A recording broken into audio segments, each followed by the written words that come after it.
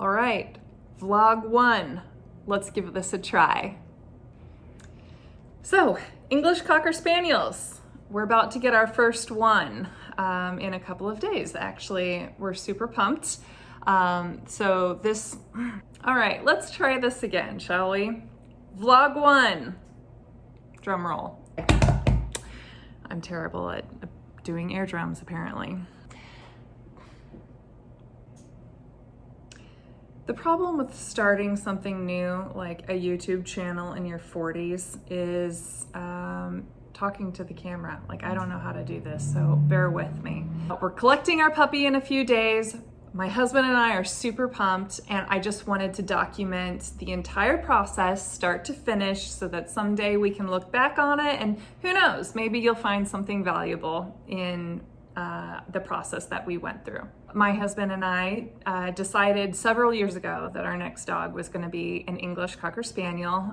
We travel to Europe a lot, and that's usually where we would see people walking around with them, and we just absolutely loved them. Back home, we have had an American Cocker Spaniel for many years, and she has been the absolute love of our lives and the best dog we could have ever imagined for ourselves.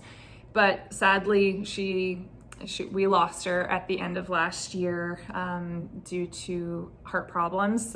She was 12 and a half at the time, so she did have a good, healthy life, but we wanted our next dog to, in theory, improve upon all the things that we loved about our American Cocker by making the transition to an English Cocker Spaniel. A lot of reasons there that we could unpack, but if you're watching this video, you're probably already convinced that an English Cocker Spaniel is probably the dog for you. So we'll just set that aside. Starting the process to find an English Cocker was somewhat arduous. It was looking online for breeders that were provided and suggested on the AKC and English Cocker Spaniel Club of America website. I sent more emails than I can count, talking to breeders and trying to understand the process, and a lot of forums, both on Facebook and other places. Just trying to figure out where to start. You know, it's not a straightforward process like just shopping. So it took several months. I did find a lovely woman in Florida who at that point in time gave me the very wise counsel that we needed to wait until after our older dog had passed on, because the stresses of bringing a new puppy into the household at an advanced age such as hers, and she's also was not very welcoming to other dogs as it was, that it would be better for both her and the new puppy if we were to just wait. And we took that counsel and ran with it. Jumping forward to January of 2024, following the loss of our American Cocker, I reached out to this same breeder again that I had reached out to previously in the fall, because she had told me that a litter of puppies was going to be born early in the spring, or she was planning to have a litter of puppies early in the spring. So I reached out to her again, and she was about to have this said litter. So she and I communicated for a very long time, learned so much from her. Ultimately, the puppies that she had were not the right fit for my husband and I. It is not a process of just saying, hey, I want a puppy, here's some money, and a breeder gives you a puppy. It does not and should not work like that, and that is something that I have learned through this process. It's finding the right breeder who has a puppy that is the right fit for your family. Another piece of really sage advice I received from a woman in a breed group on Facebook was to visit our local dog shows and meet the breeders that are competing in the dog shows. So we did that very thing. We visited a Heart of America Kennel Club show that happened to be here in Kansas City, where we met a very lovely, lovely woman who was exhibiting with her English Cocker Spaniel. And we exchanged information, and she ended up giving us a referral to someone she knew that was expecting a litter. It was, the stars aligned in this situation, because at that point in time, we still thought we might be getting a puppy from a different breeder, but we ended up, that didn't work out either. So followed up with this contact that we had made and ended up having a really pleasant discussion with this woman that she referred us to in Indiana. And it ended up being a good fit, and she has been a treasure. Having the right breeder just makes all the difference, because up until this point it had been kind of a struggle. It was somewhat stressful, a lot of unknowns, a lot of excitement and then disappointment. And meeting this breeder just made it all worth it.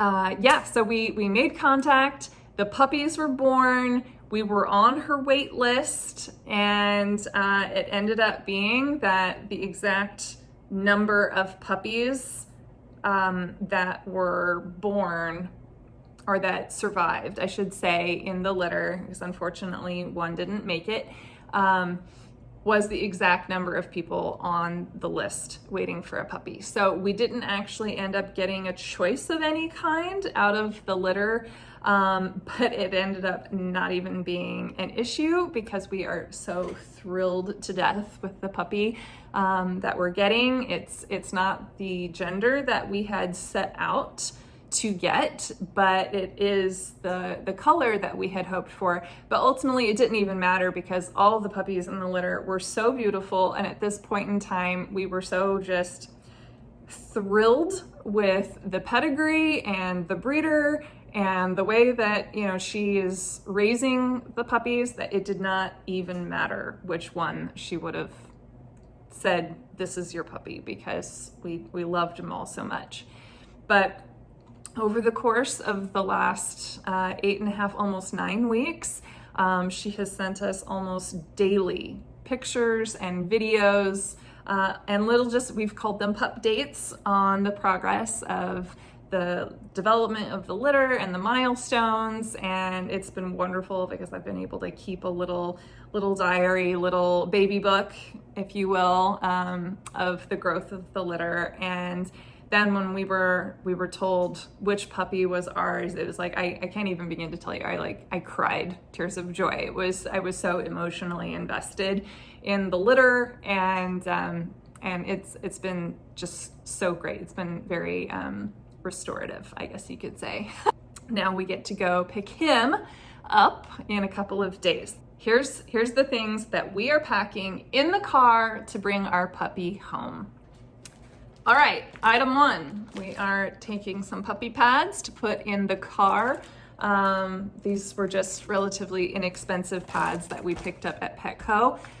We will not be using puppy pads while we are potty training. We do live in a condo, but we are thinking positive thoughts and using natural grass on our patio, or grass pads, I should say.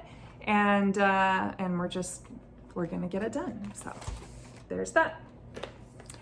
We don't even know if this is gonna fit him, but my husband and I picked up this really, really cute collar on Chewy.com from Blueberry Pet, and it came in this adorable package. I mean, it's like unboxing an iPhone. I mean, it's beautiful packaging. Yeah, I mean, it's like really cute navy blue leather with like these buckles, and I don't know, it's just really sweet. We don't agree on a lot of aesthetic things, and that collar was definitely a winner for us. My best girlfriend for my birthday gave me some puppy stuff, so we are going to be taking this little water jug that she gave us, and it's really interesting. I'm so curious how it is gonna end up working out, but you fill it up with water and then you squeeze it. up into this little dish that's on the top. So we're also bringing a snuggle puppy. So cute. So he's got a little heartbeat inside, and these come in a variety of different like breeds, I guess you could say. So we picked the one that looked the most like our new little guy. So it's pretty sweet, and we're hoping that that will help comfort him, since he will likely be the first one in his litter to leave. We're also bringing one toy with us, which is this little crinkly squirrel that is so cute. We also got this at Chewy. I swear we're probably the #1 customers over the last few months, and we don't even have a dog yet. So lots more to show you in future videos. Oh, also taking some poo bags, because I mean, you gotta have poo bags, right? So last but not least is a Sherpa bag, which we got on eBay, but we'll probably hold him for the majority of the ride, but whenever we need a break, we'll have that available to us. And there's also one other thing that is going to be in the car with us, which is the puppy quilt. When the puppies were born, I started working on a small quilt. It's like 30 by 30, and I'll include a picture of it or two. And when it was finished, I sent it to our wonderful breeder, and she put it in with the puppies for them to scent all together, so that when he comes home, he will have all of their scent to snuggle up in and have in his new home. And eventually we'll use that small blanket for laying across the ottoman on our sofa, or giving him a place to lay down when we take him to outdoor restaurants and patios. So it might be a little extreme, but you know, there's nothing that's too good for my little baby dog, or our baby dog, I should say.